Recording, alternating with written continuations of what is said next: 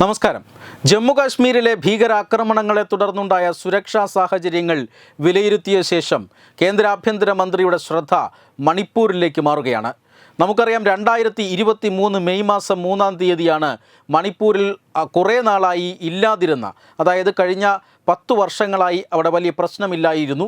പക്ഷേ പൊടുന്നനെ ആ അക്രമങ്ങൾ പൊട്ടിപ്പുറപ്പെടുകയായിരുന്നു. ഇങ്ങനെ മെയ് 3-ാം തീയതിയാണ് അവിടെ രണ്ട് വിഭാഗങ്ങൾ തമ്മിലുള്ള, രണ്ട് ഗോത്ര വിഭാഗങ്ങൾ തമ്മിലുള്ള സംഘർഷം അവിടെ ആരംഭിച്ചത്. അതായത് മണിപ്പൂർ ജനസംഖ്യയുടെ 53% വരുന്ന മെയ്തേയ് വിഭാഗത്തിന് പട്ടികവർഗ സംവരണ പദവി നൽകുന്നതിനെതിരെ നടത്തിയ റാലികളിൽ ഉണ്ടായ അക്രമ സംഭവങ്ങളിൽ നിന്നായിരുന്നു തുടക്കം.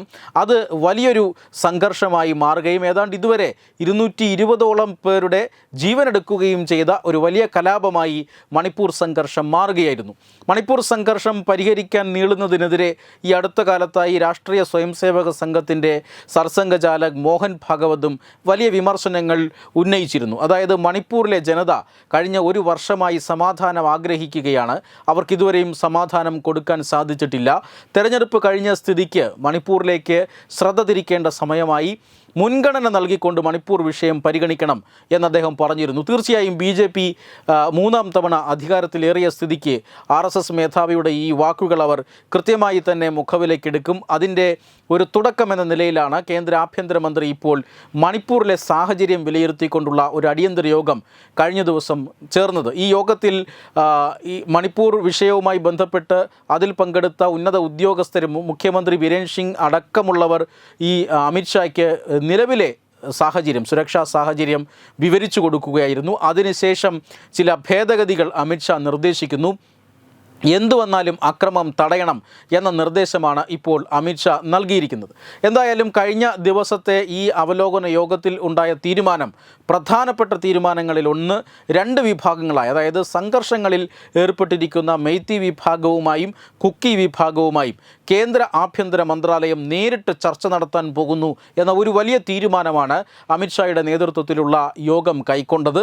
മാത്രമല്ല, ഈ ചർച്ചകൾക്ക് ശേഷം, അല്ലെങ്കിൽ ഈ ചർച്ചകൾ ഒരു ഭാഗത്ത് നടക്കുന്നതിനോടൊപ്പം തന്നെ സുരക്ഷയിൽ വലിയ മാറ്റം വരുത്തും. തന്ത്രപ്രധാനമായ വിന്യാസം, കേന്ദ്രസേനയുടെ തന്ത്രപ്രധാനമായ വിന്യാസം നടത്തണം എന്ന് അമിത്ഷാ നിർദ്ദേശം നൽകിയിട്ടുണ്ട്.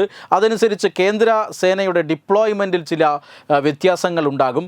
സംഘർഷം അതൊരു കാരണവശാലും അനുവദിക്കരുത് എന്ന് കർശന നിർദ്ദേശം കേന്ദ്ര ആഭ്യന്തരമന്ത്രി നൽകിയിട്ടുണ്ട്. പുതുതായി സംഘർഷങ്ങളൊന്നും തന്നെ ഉണ്ടാകരുത് എന്ന് അധികാരികൾക്ക് കൃത്യമായ നിർദ്ദേശം നൽകിയിട്ടുണ്ട്.